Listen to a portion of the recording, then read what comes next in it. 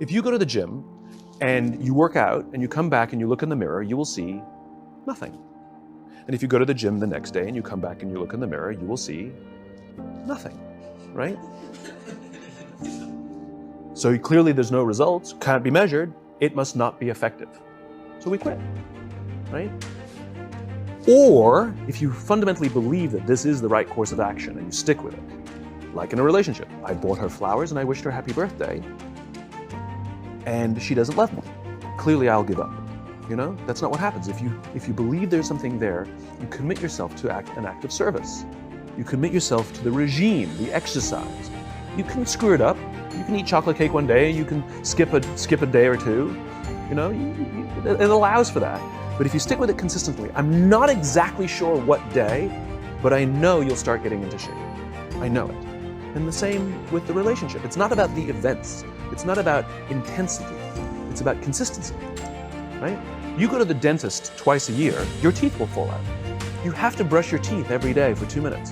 What does brushing your teeth twice a day for 2 minutes do? Nothing. Unless you do it every day, twice a day for 2 minutes, right? It's the consistency. Going to the gym for 9 hours does not get you into shape. Working out every day for 20 minutes gets you into shape.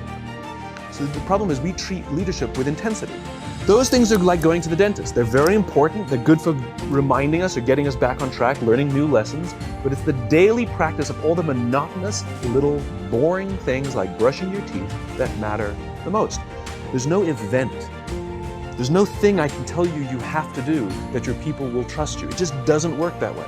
It's an accumulation of lots and lots of little things that any one by themselves is innocuous and useless. Literally. Pointless by themselves. People will look at little things that are good leadership practices and say, that won't work. And you're absolutely right. But if you do it consistently, and you do it in combination with lots of other little things, like saying good morning to someone, that looking them in the eye. My friend George, who's a 3-star general in the Marine Corps, he says his test for leadership, and I love this, he goes, his test for a good leader is if you ask somebody how their day is going, you actually care about the answer. Right? The number of times we're walking to a meeting, we're rushing, we go, how are you? Not good. I got to get to you later. I'm late for a meeting. Right. If you ask the question, you were standing there and you were listening to the answer. It's those little innocuous things that you do over and over and over and over that people will say, I love my job. Not I like my job. I like my job means, yeah, the challenge is great. They pay me well. I like the people. I love my job means I don't want to work anywhere else. I don't care how much somebody else is willing to pay me. I'm devoted to the people here, and I care desperately about the people here as if they were my family. In business, we have colleagues and coworkers. In the military, they have brothers and sisters. That's how they think of each other, right? If you really have a strong corporate culture, the people will think of each other like brothers and sisters. It's like a family, right? No, brothers and sisters. Deep love. Fight, but the love doesn't go away. Right? Bicker, the love doesn't go away. And I'll fight with my sister, but if you threaten my sister, you're gonna have to deal with me. Right? We'll fight internally, we'll bicker with each other, but nobody's gonna hurt each other, and if anything from the outside shows up, you're looking at a unified front. Brothers and sisters. Now, how do you create brothers and sisters out of strangers? Common beliefs, common values, you know? Parents, in other words, executives who care about their children's success, who care to raise their children, teach them skills, discipline them when necessary, help them build their self-confidence so that they can go on and achieve something more than you could have ever imagined achieving for yourself. That's leadership. You only live once, so do what you feel passionate about. Take chances. Don't be afraid to fail. There's an old IQ test, was 9 dots. And you had to draw 5 lines with a pencil within these 9 dots without lifting the pencil.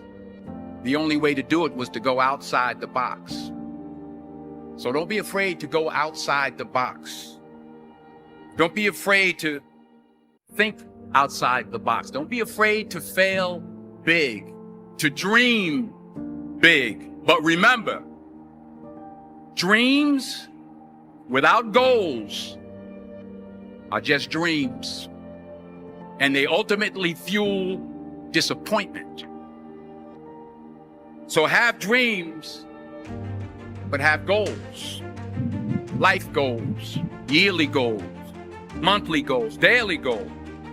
And understand that to achieve these goals, you must apply discipline and consistency. In order to achieve your goals, you must apply discipline and consistency every day, not just on Tuesday and miss a few days. You have to work at it every day. You have to plan every day. You've heard the saying, we don't plan to fail, we fail to plan. Hard work works.